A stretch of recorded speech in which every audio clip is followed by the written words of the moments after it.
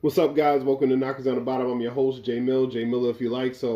Let's get into it. So, the Cowboys made some great selections in day two. Um, the first was the second rounder. Is it? Yeah, Donovan Izaracchio, Izaruwaco.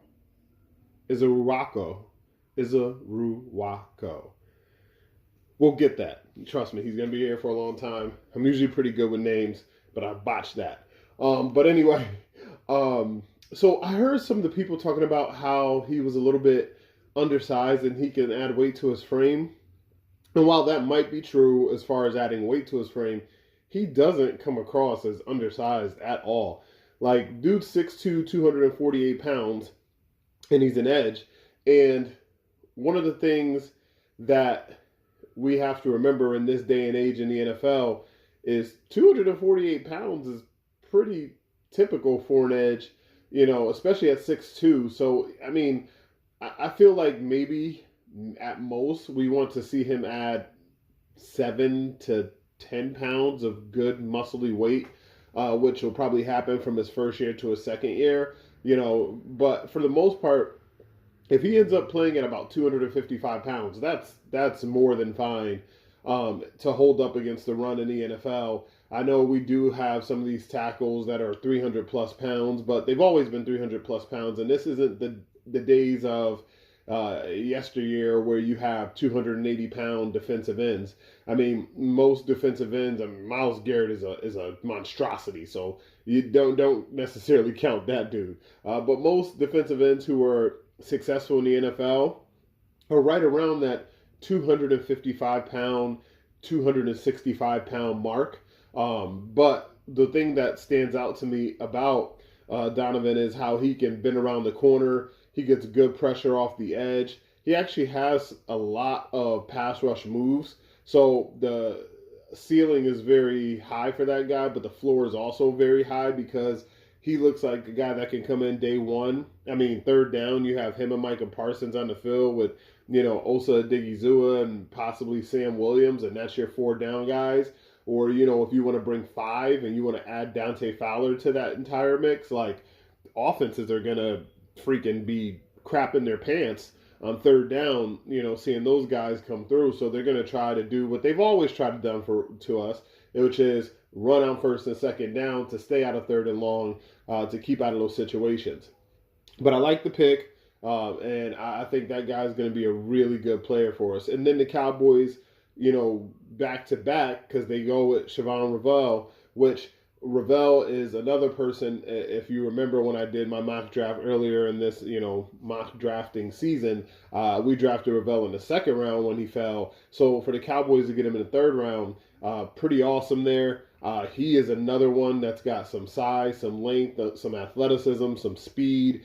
I mean, he has the ability to be the second best corner on this roster, in a couple of years once he develops. I don't know if he'll necessarily be better than Deron Bland, but he definitely has a chance to be better than Trayvon Diggs. He has, more instincts, more speed, more athleticism.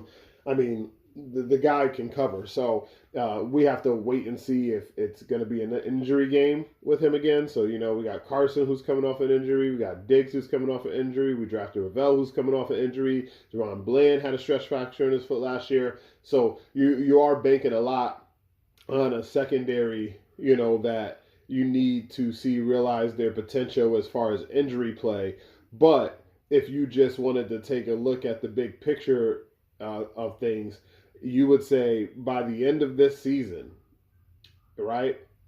Diggs is healthy, Revel's healthy, Bland comes into the season healthy, and Carson takes a next step in his development and he's healthy. You talk about when October and November and December come around, these guys are playing better. I mean, that back end with a front line that includes a rotation of Fowler, Parsons, Neeland, Osa, Izaraku. You just start throwing in the waves, Sam Williams. You start throwing in the waves of pass rushers. People are not going to want to see that back end come out of that front end. And then don't let DeMarvion Overshown be healthy October, November, December, or November, December. On top of with Mears Leofau taking his next step, Jack Sanborn, Murray. Like the Cowboys are actually setting themselves up here. If you look at all three levels of the defense to be pretty well. I mean, the weakest point is now looking like safety, but since you have so much coverage, I mean, Malik Hooker just has to play center field, and Donovan Wilson just has to roam around in that box and provide some extra help in the run game. But that's the weak spot if you were to attack it as far as passing goes. It remains to be seen if the Cowboys have solved any of their running issues. But that a lot of times can be solved with run fits, technique, want to, desire, and the type of players that they're drafting definitely are those want to and desire guys. So now let's get to today. So today they made my favorite pick so far of the draft by getting Jaden Blue. Jaden Blue is exactly what the Cowboys need on offense. I talked about adding team speed. He definitely adds that. He is a home run hitter.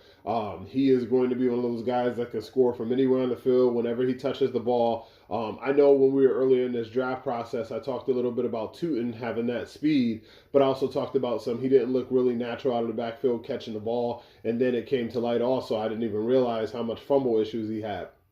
So you combine those three things. Now with Jaden Blue, he does have some of the same fumble issues. We're hoping getting into a Cowboys uniform, we can get that stuff corrected. But as far as the home run hitting speed and being a nice natural catcher of the ball out of the backfield, being able to finish runs, being able to run between the tackles, guy looks like an awesome pickup, and I'm excited to see what he's going to bring. And then the linebacker, Shamar James, he looks like he's going to be more of a special teams player. What I saw from him is he doesn't guess a lot, which is nice, but I do see a heavy-footed guy who seems to be a little bit slow, but once he gets there, he's sure with the tackling. He brings the guys down. I think he has okay instincts. I don't know if he has the athleticism to put those instincts to work. So we'll see how that goes. I mean, guys can get a little bit faster. Guys can get a little bit more anticipatory, like, getting with some NFL coaches and showing them how to